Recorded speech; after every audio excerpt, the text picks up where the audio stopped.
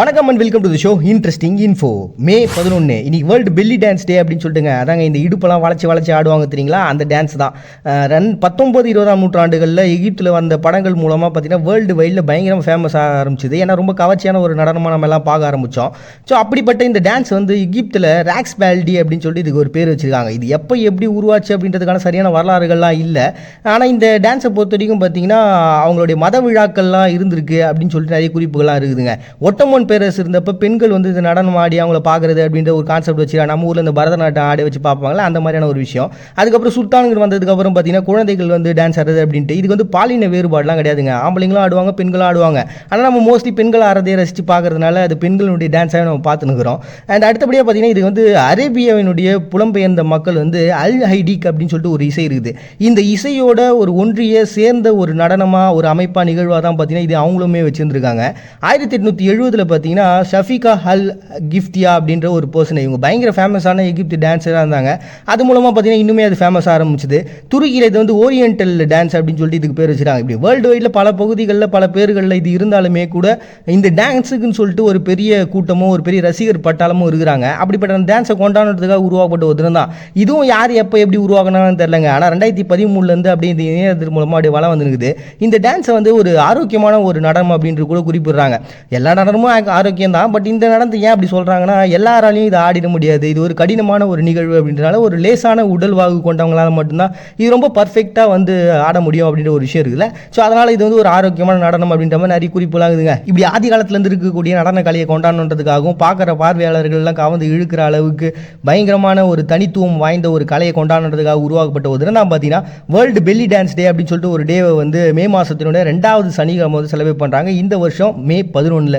Next national forest planting டே அப்படின்னு சொல்லிட்டு ரஷ்யாங்க. இது வந்து ஃபெடரல் ஃபாரஸ்ட் ஏஜென்சியால் உருவாக்கப்பட்டது. இன்னைக்கு வேர்ல்டுலேயே பார்த்தீங்கன்னா 5/1 அடர்த்தியான காடுகள் வச்சிருக்கக்கூடிய இடம் இந்த ரஷ்யா.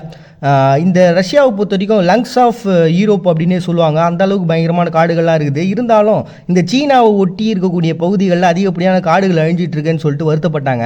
அதனால் 2011 ஒரு பெரிய பிரச்சாரம் நடந்தது. மக்களினுடைய இயக்கங்கள்லாம் ஒன்றா சேர்ந்து இதுக்கு ஒரு பெரிய மாற்றத்தை உருவாக்கணும், காடுகள் நம்ம அழிச்சிடக்கூடாது அப்படின்றதுனால என்ன பண்ணாங்கன்னா 2 லட்சம் பேர் வாலண்டியர்ஸ் ஒன்றா சேர்ந்தாங்க.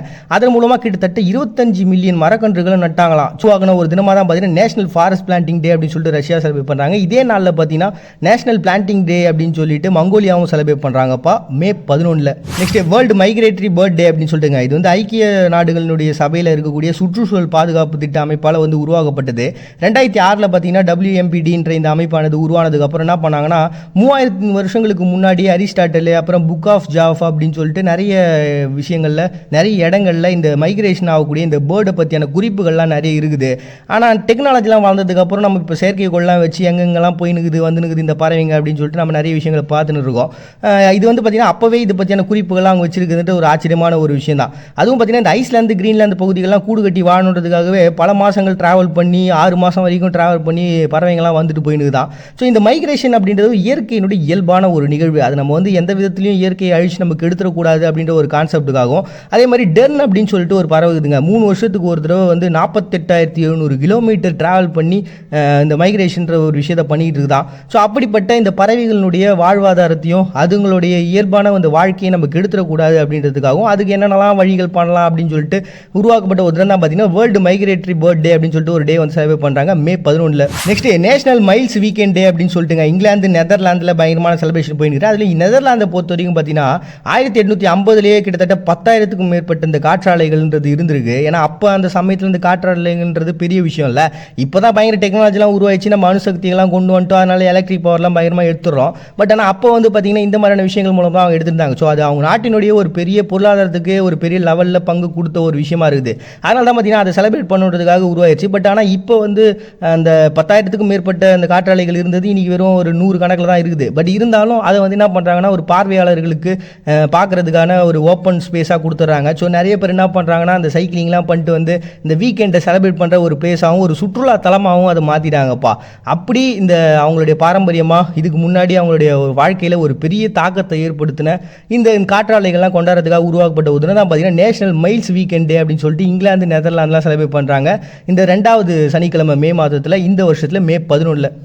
நெக்ஸ்ட் நேஷனல் டெக்னாலஜி டே அப்படின்னு சொல்லிட்டு 1998 இதுக்காக ஒரு டே வந்து உருவாக்குனாங்க. ஏன்னா இது வரைக்கும் நம்ம வந்து 5 அணு சோதனைகளை பண்ணியிருக்கிறோம். பார்த்துக்கிறோம். அதில் வந்து பெக்ரான் 2 அப்படின்றது ரொம்ப ஃபேமஸான ஒன்று. இதுதான் பார்த்தீங்கன்னா நம்ம 1974 ஃபஸ்ட் டைமாக ஸ்மைலிங் புத்தா அப்படின்னு சொல்லிட்டு ஒரு விஷயத்தை அனுசோதனையை வந்து பண்ணி பார்த்தோம்.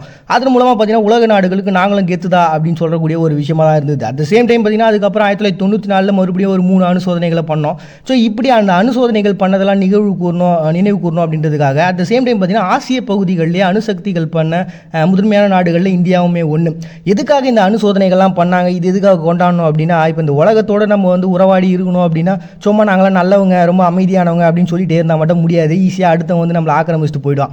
ஸோ நாங்களும் ஒரு வலிமையான ஒரு நாடு தான், எங்ககிட்டயும் அதிகமான வல்லமைகள் இருக்குது, எங்ககிட்டயும் பயங்கர பவர் இருக்குது, அதனால் எங்களை தொட்டினா காலி ஆகிடுவேன் அப்படின்ற அளவுக்கு நம்ம ஒரு பயத்தை ஏற்படுத்தினே இருந்தால் தான் அவன் நம்மகிட்ட ஃப்ரெண்டாகவே இருப்பான். நம்ம வந்து ரொம்ப சாஃப்டான ஆளுப்பா அப்படின்னு சொல்லி இருந்தோம்னா ஈஸியாக நம்மளை ஏற்றிட்டு போயிடுவாங்க. ஸோ அப்படி நம்ம நல்லவனாக இருக்கிறதுக்கே நம்ம கெட்டவனாக இருந்தாக வேண்டியிருக்கு. அப்படிப்பட்ட ஒரு சூழ்நிலையில் உருவாக்கப்பட்ட ஒரு தினமாக தாங்க இருக்குது. ஸோ அப்படி உருவாகின ஒரு டே தான் பார்த்தீங்கன்னா நேஷனல் டெக்னாலஜி டே அப்படின்னு சொல்லிட்டு நம்ம ஃபஸ்ட் டைமாக அந்த ஸ்மைலிங் புத்தா அப்படின்னு சொல்லிட்டு ஒரு அனுசோதனைகள்லாம் பண்ண இந்த நிகழ்வுகள்லாம் நினைவு கூறி உருவாக்கப்பட்ட தினமாக வந்து செலிப்ரேட் பண்ணுறோம் May 11. Next day world fair trade day அப்படின்னு சொல்லிட்டுங்க. இந்த ட்ரேடிங்ன்ற ஒரு மேட்டர் பார்த்தீங்கன்னா இப்போ ஒரு நாட்டில் இருக்கக்கூடிய விளைவிக்கக்கூடிய ஒரு பொருட்கள் வேற ஒரு நாட்டுக்கு கொண்டு போய் சேர்க்கணும் அப்படின்னா இந்த ட்ரேடுன்ற ஒரு விஷயம் வந்து பண்ணிக்கிட்டு இருக்கிறாங்க. அது ரொம்ப வெளிப்படைத்தன்மையாகவும் அட் த சேம் டைம் அங்கே இருக்கக்கூடிய விவசாயிகளுக்கு அது ரொம்ப ஹெல்த்தியான ஒரு விஷயமாகவும் மாறணும். அதே மாதிரி அந்த பொருட்கள் எல்லாமே வந்து எந்த விதமான கலப்படமும் இல்லாமல் நம்மகிட்ட வந்து சேரணும். ஒரு டிரான்ஸ்பரன்சியான ஒரு நல்ல ஒரு ஹெல்த்தியான ஒரு ட்ரேடாக அது இருக்கணும் அப்படின்ற ஒரு காரணத்துக்காக அதுக்கும் சரியாக நிறைய குறியீடுகள்லாம் வச்சுக்கிறாங்க. ஸோ அப்படிப்பட்ட விஷயங்கள்லாம் உருவாக்கி அது ரொம்ப ஹெல்த்தியாக மாற்றணுன்றதுக்காக கிட்டத்தட்ட வேர்ல்டு வைடில் 300 ஆர்கனைசேஷன்ஸ் இதனால் வந்து சப்போர்ட் பண்ணி உருவாக்கணும் ஒரு நாளாக தான் பார்த்தீங்கன்னா இந்த WFTO அப்படின்னு சொல்லிட்டு ஒரு அமைப்பால் உருவாக்கப்பட்ட ஒரு தினமாக வந்து இது இருக்குதுங்க. 1989 வேல்ஸ், அதாவது இங்கிலாந்தில் இருக்கக்கூடிய இந்த பகுதி தான் வந்து ஃபஸ்ட் டைமாக ஒரு பெஸ்ட்டான வேர்ல்டு ஃபேர் ட்ரேடு அப்படின்ற ஒரு நேமே வந்து அவங்க வாங்கினாங்க. இப்படி இந்த வேர்ல்டு வைடில் இருக்கக்கூடியவங்கலாம் வந்து ஒரு டிரான்ஸ்பரன்சியான ஒரு ஹெல்த்தியான ஒரு ட்ரேடை பண்ணணும் அப்படின்றத உருவாக்கப்பட்ட. ஆனால் இதில் வந்து விவசாயிகள் ஒரு பெரிய லெவலில் ஒரு பக்கம் பாதிப்புன்றது இருந்துகிட்டே தான் இருக்கான். ஏன்னா வந்து அவங்கக்கிட்ட ரொம்ப கம்மியான பைசா கொடுத்து அந்த பொருளை வாங்கி எடுத்துகிட்டு போகிறது அப்படின்ற விஷயங்கள்லாம் இருக்குது. என்ன பண்ணாலுமே சரி கடைசி வரைக்கும் அந்த விவசாயிகளுடைய வாழ்க்கை தரம் உயர்றது அப்படின்றது கேள்விக்குறியாகவே இருக்குது. ஸோ அதெல்லாம் மாற்றணும் அப்படின்ற ஒரு கான்செப்டுக்காகவும் உருவாக்கப்பட்ட ஒரு தினம் தான் பார்த்தீங்கன்னா வேர்ல்டு ஃபேர் ட்ரேட் டே அப்படின்னு சொல்லிட்டு ஒரு டே வந்து செலிப்ரேட் பண்ணுறாங்க மே 11.